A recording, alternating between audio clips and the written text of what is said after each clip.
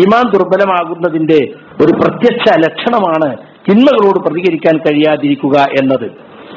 എത്ര വലിയ തെറ്റുകൾ കണ്ടാലും പ്രതികരിക്കാൻ കഴിയുന്നില്ല. മുമ്പൊക്കെ ആണെങ്കിൽ ഒരു തെറ്റ് കണ്ടാൽ ഞാൻ അപ്പൊ പറയുന്നു, എന്നെക്കൊണ്ട് കഴിയുന്ന രൂപത്തിൽ തടയാൻ ശ്രമിക്കുന്നു. ഇപ്പൊ എനിക്കത് സാധിക്കുന്നില്ല. കണ്ട് കണ്ട് കണ്ട് അല്ലാതെ നമ്മൾ പറയാൻ പോണ് എന്നൊരു ഉദാസീന മനോഭാവത്തിലേക്ക് നമ്മൾ എത്തുന്നുണ്ട്. നബി സല്ലല്ലാഹു അലൈഹി വസല്ലമയുടെ ഹദീസ്, മൻ റആ മിൻകും മുൻകറൻ ഫൽയുഗയ്യിർഹു ബിയദി, നിങ്ങൾ ആരെങ്കിലും ഒരു നിഷിദ്ധമായ കാര്യം, ഇസ്ലാമിക ദൃഷ്ട്യാ തെറ്റായ ഒരു കാര്യം കണ്ടാൽ അവൻ കൈകൊണ്ട് അതിനെ തടയട്ടെ. ഫഇൻ ലം യസ്തതി, അതിന് കഴിയില്ലെങ്കിൽ ഫബിലിസാനിഹി, നാവുകൊണ്ട്. ഫഇൻ ലം യസ്തതി, അതിനും കഴിയാത്ത ഒരു നിസ്സഹായാവസ്ഥയാണെങ്കിൽ അപ്പൊ മാത്രം എന്ത് പറഞ്ഞത്, ഖൽബ് കൊണ്ട് വെറുത്തിട്ട് മാറിപ്പോരാണ്.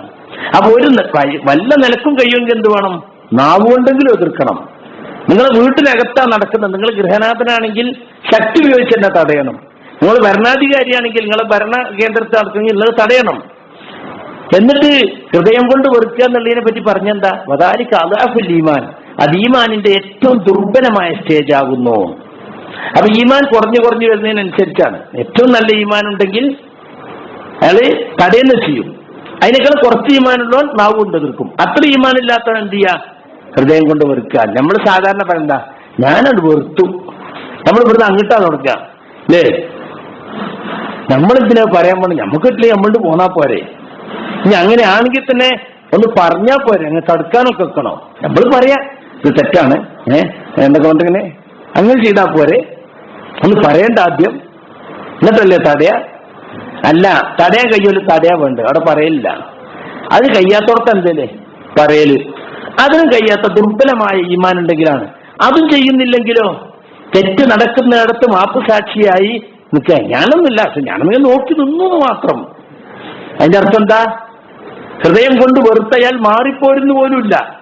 അതിനെപ്പറ്റി പറഞ്ഞെന്താ അറിയോ, വലൈസ വറാഅ ദാലിക മിനൽ ഈമാനി ഹബ്ബത്തു ഖർദൽ, അതുപോലും ചെയ്യുന്നില്ലെങ്കിൽ ഹൃദയം കൊണ്ട് വെറുത്ത് പടച്ചോനെ എന്നെ കൊണ്ട് തടയാൻ കഴിയാഞ്ഞിട്ടാണ്, ഇവർക്ക് ഹിദായത്ത് കൊടുക്കണേ റബ്ബേ എന്ന് പറഞ്ഞ് മാറിപ്പോരാൻ പോലും നിങ്ങൾക്ക് കഴിയുന്നില്ലെങ്കിൽ നിങ്ങൾക്ക് അണുത്തൂക്കം പോലും ഈമാനില്ല എന്നാണ് അതിന്റെ അർത്ഥം എന്ന് റസൂലുള്ളാഹി സ്വല്ലല്ലാഹു അലൈഹി വസല്ലം പറഞ്ഞിട്ടുണ്ട്.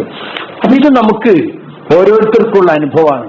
തെറ്റ് കാണുമ്പോൾ അതിനോട് പ്രതികരിക്കാനുള്ള ഒരു മനോഭാവം, അതിന്റെ ശുറൂത്തുകളും നവാബിത്തുകളൊക്കെ പാലിക്കണം കേട്ടോ. അത് വേറുണ്ട്. അംറു ബിൽ മഅറൂഫ് നഹ്യൻ അനിൽ മുൻകർ, അതിന് ചില ശുറൂത്തുകളുണ്ട്, ചില നവാബിത്തുകളുണ്ട്. ഒരു തിന്മ നമ്മൾ തടയാൻ ശ്രമിച്ചിട്ട് അതിനേക്കാളും വലിയ തിന്മ അവിടെ ഉണ്ടാകുകയാണെങ്കിൽ പിന്നെ ചെറിയ തിന്മ നടന്നോട്ടേ നോക്കലാണ് നല്ലത്. മനസ്സിലായില്ലേ? അപ്പൊ അതിന് തെളിവ് പറയാറുള്ളത് നബി സല്ലല്ലാഹു അലൈഹി വസല്ലം പറഞ്ഞല്ലോ, ആയിഷ, ഈ ആളുകള്, നിന്റെ ഈ ഖൗമ് പുതുതായി ഇസ്ലാമിലേക്ക് വന്നവരായിരുന്നില്ലെങ്കിൽ ഈ കഅബ പൊളിച്ചിട്ട് ഇബ്രാഹിം നബിയുടെ അസ്ഥിവാരത്തിൽ ആ ഹിജ്റും കൂടി കൂട്ടി ഞാൻ രണ്ടാമത് പടുത്തുണ്ടാക്കുമായിരുന്നു. പക്ഷെ ഞാൻ ചെയ്യാതിരിക്കണം എന്താ വെച്ചാല്, അത് കണ്ടോ കൈവച്ചപ്പോ മുഹമ്മദ് കഅബത്തുമ്മീൻ കൈവച്ചു എന്ന് അവാമുന്നാസ് പറഞ്ഞിറക്കും. അത് പേടിച്ചിട്ടാണ്, അത് വലിയ ഫിത്നയായി മാറും. അതുകൊണ്ട് ഞാൻ ചെയ്യണില്ല എന്നേ ഉള്ളൂ. അപ്പൊ അതിന് ഉലമാക്കള് പറഞ്ഞിട്ടുള്ളൊരു തത്വമാണെന്ത്, ഒരു തിന്മ തടയുന്നത് കൊണ്ട് അതിനേക്കാൾ വലിയ തിന്മ ഉണ്ടാകുമെങ്കിൽ ആ തിന്മ അവിടെ നിൽക്കട്ടെ എന്ന് വെക്കലാവും. ഇപ്പോ മദീനത്തെ പച്ചക്കുബ്ബ എന്താ, അതാണ് തകർത്തൂടെ ചിന്തിക്കണ്ടേ? അബ്ദുൽ അസീസ് രാജാവ് തകർക്കണമെന്നൊക്കെ വിചാരിച്ചതാണ്.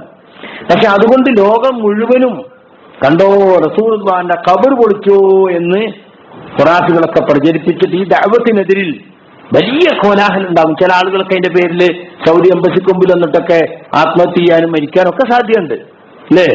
അത്രമാത്രം സമ്മർദ്ദങ്ങൾ. ഇവിടുന്ന് പിന്നെ മറ്റേ മൗലാന മുഹമ്മദ് അലി പോലത്തെ ആളുകളൊക്കെ ഇവിടുന്ന് പോയി നടന്നത് തുടരുകയെന്ന് പറയാൻ. അപ്പൊ ലോകം മുഴുവൻ ഖുറാഫികള് അതൊരു ഇഷ്യൂ ആക്കിയിട്ട് ഒരുപാട് ഫിത്ന ഉണ്ടാവും എന്നുള്ളത് കൊണ്ടാണ് സൗദി ഗവൺമെന്റ് ഇത് ചെയ്യായിരുന്നത്, ആ പച്ചക്കുബ്ബാടെ നിലനിർത്തിയിട്ടുള്ളത്. ഇങ്ങനെ ഒരു ഉദാഹരണം പറഞ്ഞതാണ്. അപ്പൊ അതുകൊണ്ട് നഹ്യും അനിൽ മുൻകർ എന്ന് പറയുമ്പോ അത് അതിന്റെ ശുറൂത്തുകളും നവാബിത്തുകളും ഒന്നും നോക്കാതെ അത് ചെയ്താൽ അതുകൊണ്ട് വേറെ ഫിത്ന ഉണ്ടാവും. അത് വേറെ വിഷയമായതുകൊണ്ട് ഞാൻ അതിലേക്ക് കടക്കുന്നില്ല.